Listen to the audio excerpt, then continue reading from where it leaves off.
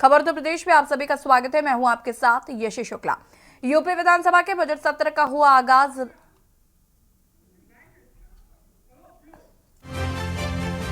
आनंदीबेन के अभिभाषण से शुरू हुआ बजट सत्र। हंगामे के चलते कार्रवाई कल तक के लिए स्थगित।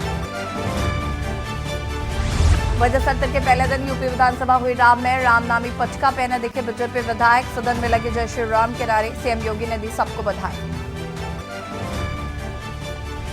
बजट सत्र के पहले दिन विपक्ष का सदन में हंगामा। अखिलेश यादव ने सरकार की नीति और नीति पर उठाए सवाल। बोले कानून व्यवस्था बनाए रखने में सरकार फेल।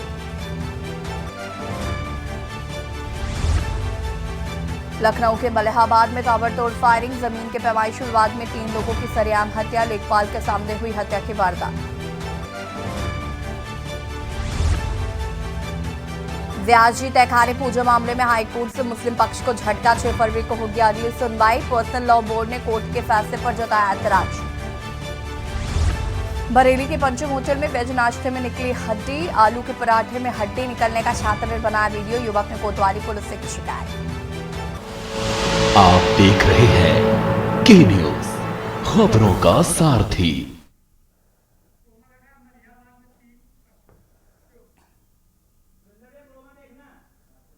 और अब बात करेंगे मलिहाबाद में 3 कत्ल। लखनऊ से खबर, जहां पर मलिहाबाद में 3 लोगों की सरेआम हत्या कर दी गई। जमीन पैमाइश के दौरान 3 लोगों की गई सरेआम हत्या। काली थार सवार बदमाशों ने बेखौफ की फायरिंग। अंधाधुंध फायरिंग में पति पत्नी और बच्चे की मौत। 2 घायलों को गंभीर हालत में ट्रॉमा सेंटर भेजा गया। मलिहाबाद के रहमत नगर इलाके में फायरिंग। जमीन विवाद में दिन दहाड़े ताबड़तोड़ फायरिंग की गई। ट्रिपल मर्डर से पूरे मलिहाबाद में फैली दहशत। एक ही परिवार के 2 पक्षों के बीच हुआ विवाद। जमीन पैमाइश के दौरान हुई सनसनीखेज घटना। लखनऊ के मलिहाबाद में ताबड़तोड़ फायरिंग। एक महिला, और ये तस्वीरें आपको हम टीवी स्क्रीन पर दिखा रहे हैं, जहां पर आप देख सकते हैं कि किस तरीके से ताबड़तोड़ की गई फायरिंग। 3 लोगों की सरेआम हत्या कर दी गई। बेखौफ दबंगों की दबंगाई साफ तौर पर देखी गई, जहां पर ताबड़तोड़ फायरिंग करते हुए नजर आए आरोपी। एक्सक्लूसिव ये तस्वीरें, जहां पर आप देख सकते हैं कि थार से निकले ये व्यक्ति और उन्होंने ताबड़तोड़ फायरिंग करना शुरू कर दिया। एक महिला समेत 3 लोगों की गोली मारकर की गई हत्या। लखनऊ में जमीन विवाद में देवरिया जैसा हत्याकांड। हत्या के वक्त लेखपाल के मौजूद होने की भी खबर सामने आ रही है। मलिहाबाद कांड से कानून व्यवस्था पर भी कई सवाल उठते हुए नजर आ रहे हैं और ट्रिपल मर्डर से पुलिस पर फिर खड़े हुए गंभीर सवाल।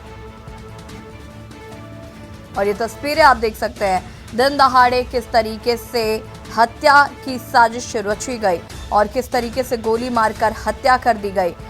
महिला समेत 3 लोगों की गई है हत्या। अपने आप में ये नज़ारा झकझोर देने वाला है और पुलिस की कार्यशैली पर भी इसमें तमाम सवाल खड़े होते हुए नजर आ रहे हैं।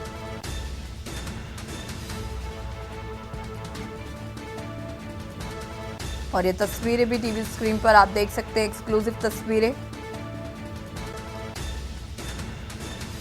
परिवार के 3 लोगों की हत्या कर दी गई दिन दहाड़े। इस पूरे प्रकरण में अभी तक की जांच से पता चला है कि 2 पक्षों के बीच में भूमि विवाद था, जिसमें आज पैमाइश करने के लिए यहाँ पर लेखपाल आए थे। पैमाइश के दौरान कुछ विवाद हुआ। उसके पश्चात दोनों पक्ष जो है वो यहाँ पर आए थे, जहाँ पर ये घटना हुई है। यहाँ पर भी कुछ देर तक इनके बीच में बात हुई है। इसके पश्चात जिन लोगों ने यह घटना कारित की है, उन्होंने अपने लाइसेंसी असलहा से यहाँ पर जो वाद विवाद बढ़ा, तब उसके बाद गोली चलाई है और जिसमें एक 17 साल के बच्चे की, उसके माँ की और एक उसके जो चाचा है उनकी डेथ हुई है। इसमें यह भी बात अभी तक पता चली है कि इनका ये आपस में रिश्तेदार है। जो महिला जिनकी मृत्यु हुई है और जिन्होंने ये घटना की है, वो उनके चचिया ससुर है।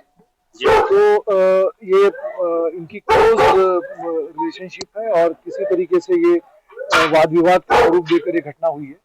अभी तक हमने जो घटना में प्रयुक्त जो लाइसेंसी असला है वो बरामद किया है। 315 बोर की वो राइफल है। और जिस थार से ये अभियुक्त यहाँ पर आए थे, जहाँ पैमाइश हुई थी, और उसके पश्चात इस घर में आए थे वाद विवाद करने के लिए, वो भी बरामद हुई है। अभी इनके कुछ एसोसिएट्स को पकड़ा गया है, जिसके आधार पर इनकी लोकेशन और इनको गिरफ्तारी के प्रयास किए जा रहे हैं। शीघ्र ही हम इनकी गिरफ्तारी करेंगे, इनके विरुद्ध कार्रवाई करेंगे। क्या दोनों पक्षों में पहले से ही विवाद था? क्या पुलिस को कोई जानकारी थी पहले? इनमें जमीनी विवाद जो था वो एसडीएम के साहब के कोर्ट में चल रहा था। और इसके पश्चात जब अभी तक की जो जानकारी आई है उसमें यह है कि जो एसडीएम कोर्ट का जो प्रकरण है वो खारिज होने के पश्चात ये पैमाइश करने के लिए यहाँ लेखपाल आए थे। अभी तक जब ये पैमाइश के लिए पुलिस को इसके बारे में कोई सूचना नहीं दी गई थी, जिसके कारण वहां पर इनके साथ लेखपाल जो आए थे उनके साथ पुलिस नहीं थी। पैमाइश में जो विवाद हुआ उसके पश्चात यहाँ आकर घर में बात हुई है। कुछ विवाद मौके पे हुआ है, कुछ विवाद यहाँ पर आके घर पे हुआ है, और वाद विवाद के पश्चात जो है वो असला का प्रयोग करके ये घटना कारित की गई है। क्या सर पैमाइश का आदेश था किसी सक्षम कोर्ट से या किसी अधिकारी के स्तर से? फिलहाल इसकी जानकारी नहीं कर पाए हैं, लेकिन पैमाइश जो हुई है उसमें चूंकि थाने को सूचना नहीं थी, जिसके कारण वहां पर फोर्स नहीं था। और विवाद में जो चल रहा था वो चूंकि एसडीएम कोर्ट में भी था, तो ये पुराना लंबित विवाद था। तो अभी इस पूरे प्रकरण की जानकारी की जाएगी। लेकिन इसमें जो महत्वपूर्ण बात आई है कि यहाँ जिस तरह की बात हुई है परिवार से, और जिस तरह से उनका एक दूसरे से रिश्तेदारी है, जान पहचान थी इनकी, वाद विवाद जब बढ़ा तो उसके बाद असला का प्रयोग किया गया है। हम इसमें शीघ्र इन लोगों की गिरफ्तारी करके बहुत सख्त कार्रवाई करेंगे। कोई आरोपी जो बता रहे लल्लन, क्या वो हिस्ट्री शीटर भी है? और अगर हिस्ट्री शीटर है तो उसका असला कैसे बना जाए? इन सब चीजों की जानकारी की जाएगी। अभी परिवार से जो बात हुई तो उन्होंने कहा कि उनके ऊपर मुकदमे हैं, और इसके बावजूद जो है वो वर्ष 2000 में इनका असला बनने की बात संज्ञान में आई है। इस प्रकरण की विस्तार से जांच करने की आवश्यकता है, क्योंकि अगर उनके विरुद्ध कोई अगर अभियोग पंजीकृत है तो किस प्रकार से इनका असला बना, ये भी संज्ञान में आया कि उनके पास एक पासपोर्ट है। अब ये किस तरह से हुआ, ये भी एक जांच का विषय रहेगा, क्योंकि जो एक्यूज्ड है, मेन एक्यूज जो सिराज अहमद है, उनके 2 बेटे पोलैंड में रहते हैं।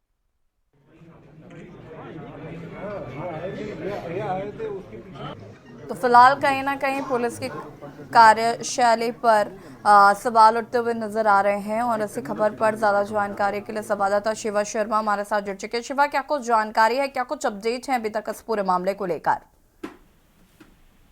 देखिए, अभी जिन लोगों ने हत्या की है उनका तो नाम पुलिस कमिश्नर से सीधे सीधे जाहिर कर दिया कि सिराज अहमद थे, और सिराज अहमद के साथ साथ कुछ और लोग ने जिन्होंने इस पूरी घटना को अंजाम दिया और दिन दहाड़े 3 लोगों की गोली मारकर हत्या कर दी।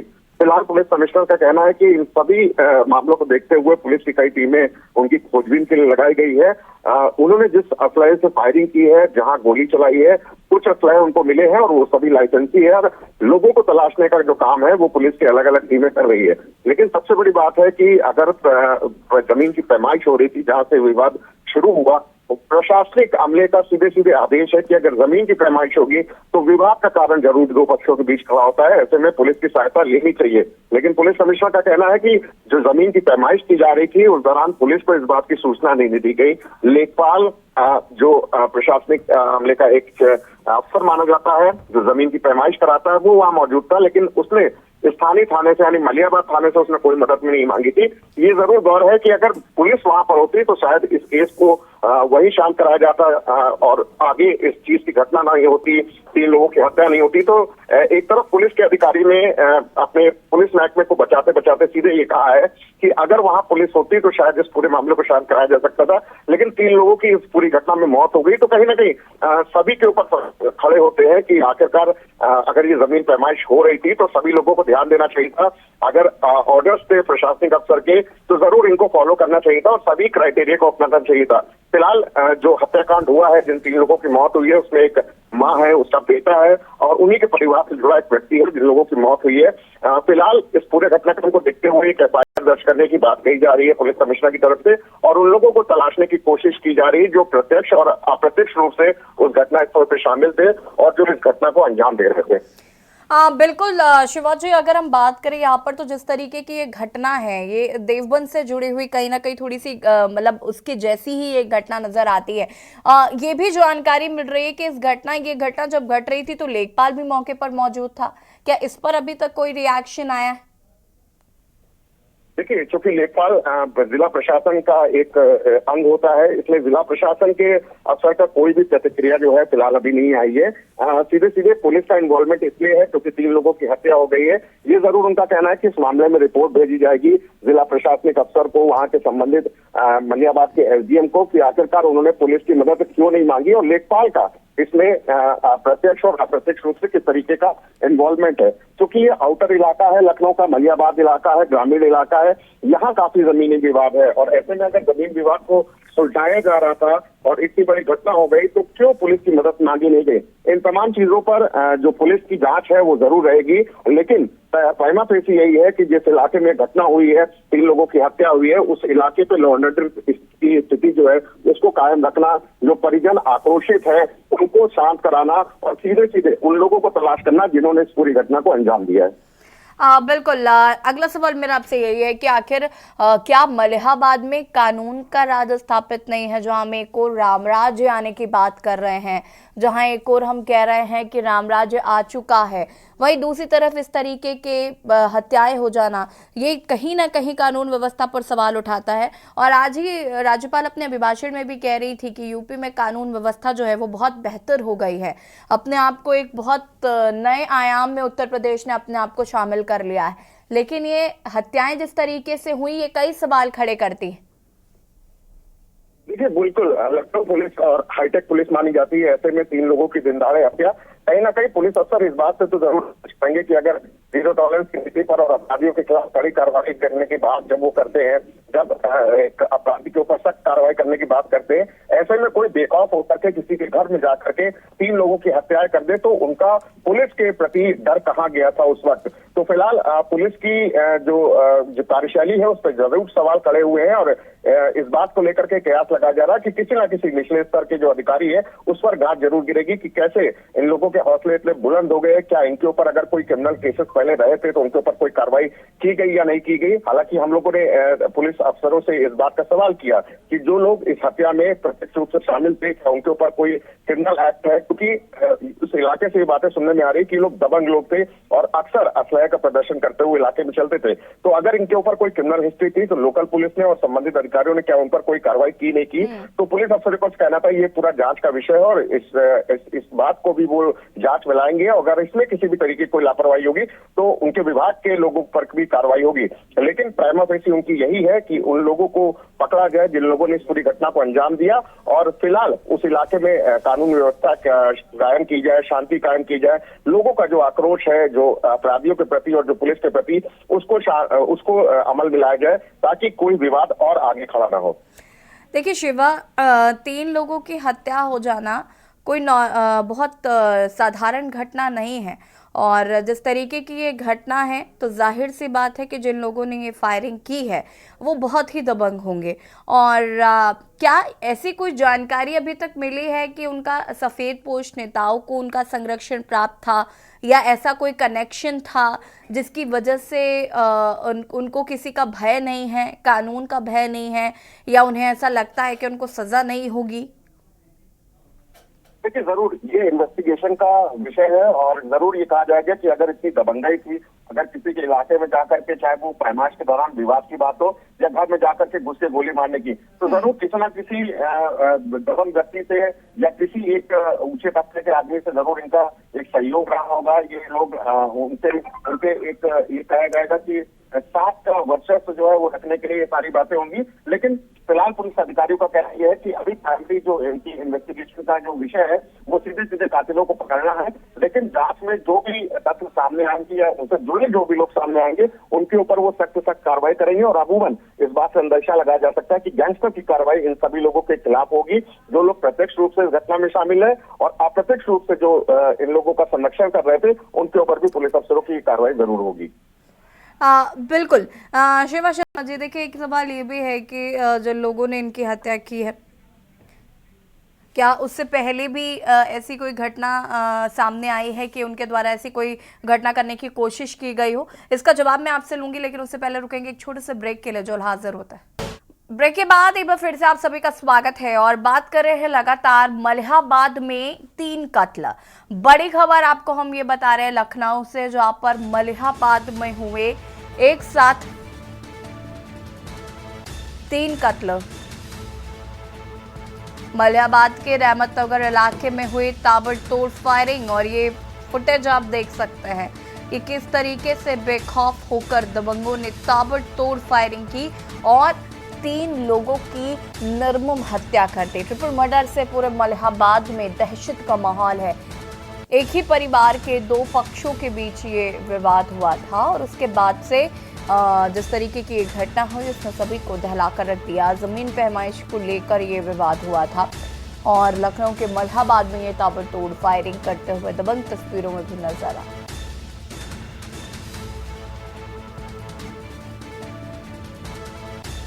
लखनऊ से खबर, जहां पर जमीन विवाद में देवरिया जैसा ये हत्याकांड हुआ है और ऐसी खबर पर हमारे साथ शिवा शर्मा जी लगातार बने हुए हैं। शिवा, देखिए जिस तरीके से ये घटना हुई देवरिया जैसे हत्याकांड से इसको जोड़कर देखा जा रहा है, तमाम चीज़ें, तमाम सवाल जो हैं यहाँ पर खड़े होते हैं और जवाब अभी फिलहाल यही है कि जांच का विषय है, जांच की जा रही है। लेकिन मेरा सवाल आपसे ये था कि जिन लोगों ने ये हत्याएं की हैं, क्या उन पर पहले ऐसे कुछ मुकदमे दर्ज हुए थे? क्या उनकी ये आपराधिक प्रवृत्ति ही है? क्या वो इसी तरीके से सोचते थे या काम करते थे?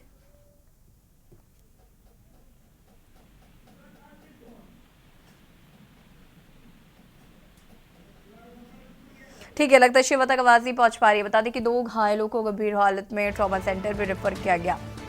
मलिहाबाद के रहमत नगर इलाके में हुई फायरिंग।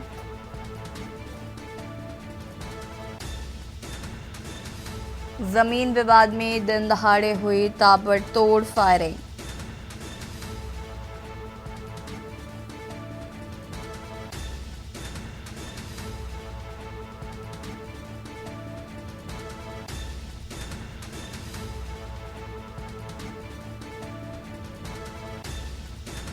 दिन दहाड़े 3 कत्ल का आखिर कौन जिम्मेदार, ये बड़ा सवाल है और कानून व्यवस्था पर भी यहाँ कहीं ना कहीं सवाल खड़े होते हुए नजर आ रहा है।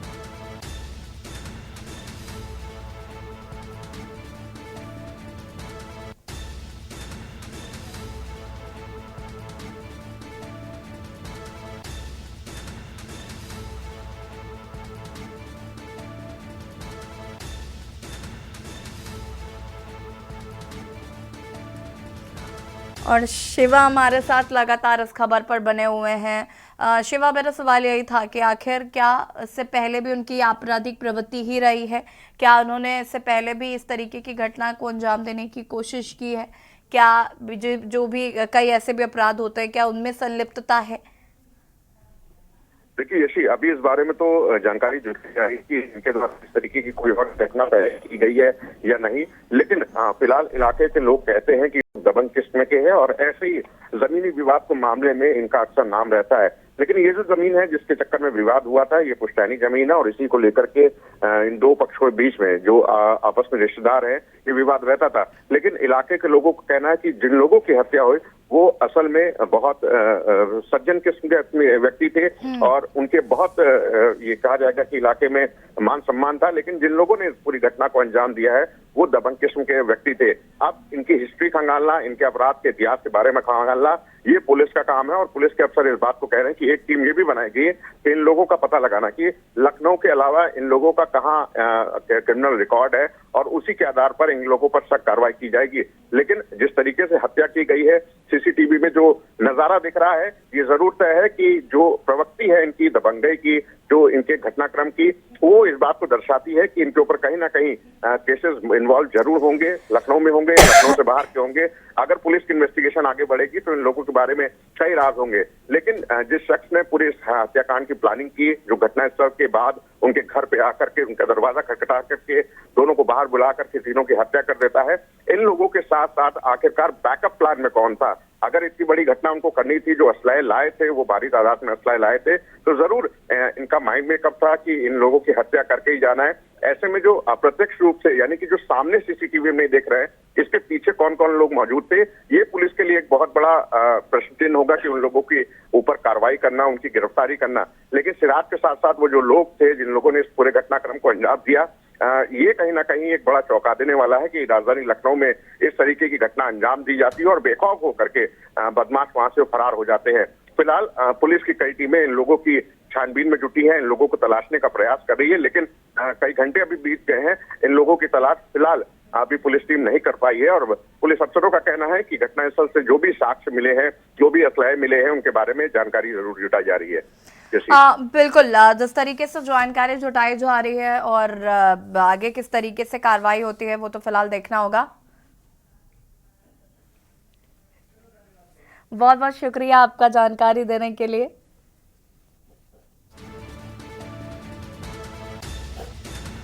जमीन के विवाद में फिर हुआ कत्लेआम। दिन दहाड़े 3 कत्ल का आखिर कौन जिम्मेदार, और ये 3 तस्वीरें टीवी स्क्रीन पर, और ये तस्वीरें आपको टीवी स्क्रीन पर दिखा रहे हैं। यहाँ पर आप देख सकते हैं कि किस तरीके से सरेआम दिन दहाड़े गोली मारकर 3 लोगों की हत्या कर दी जाती है। और फिलहाल क्या इन लोगों को किसी तरीके के सफेदपोश नेताओं का संरक्षण प्राप्त था? इतनी हिम्मत अगर दिखाई गई है तो क्या इसके पीछे और भी कई लोग हैं? पुलिस की कार्यशैली पर सवाल उठ रहे हैं। हम जिस राम राज्य की परिकल्पना कर रहे हैं तो क्या तस्वीर ऐसी होती है? ये तमाम सवाल यहाँ पर खड़े होते हुए नजर आ रहे हैं।